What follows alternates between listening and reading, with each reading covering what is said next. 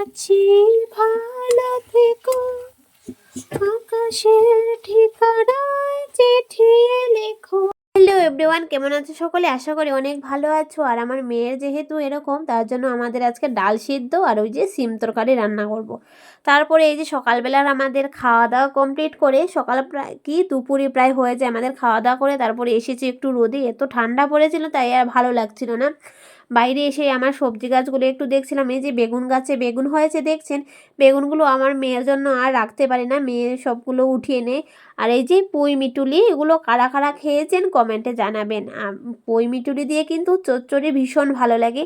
আর আমাদের গাছে একটা কি সুন্দর রোজ হয়েছে, মানে গোলাপ ফুল হয়েছে, কি ভালো লাগছে না দেখতে বলেন? ভীষণ কিন্তু ভালো লাগে। আর নিজের গাছের ফুল বলে কথা, ফুল দেখতে দেখতে হঠাৎ করে আকাশে দেখি এত সুন্দর একটা পাখি উড়ছিল, যেই ক্যামেরা অন করলাম পাখিটা আর আমাকে দেখা দিল না। তারপরে ওই যে পাশে আমাদের বাড়ির যে বিল্ডিংটা হচ্ছিল কাজ, সেই বিল্ডিংটা প্রায় কমপ্লিট হয়ে গেছে। দেখেন দেখতে দেখতেই খুব তাড়াতাড়ি কিন্তু কাজটা হয়ে গেল। আর কিছু কি দেখতে পাচ্ছেন? ওই যে উপরে দেখা যাচ্ছে কি সুন্দর দুটো কবুতর বসে আছে ওরা।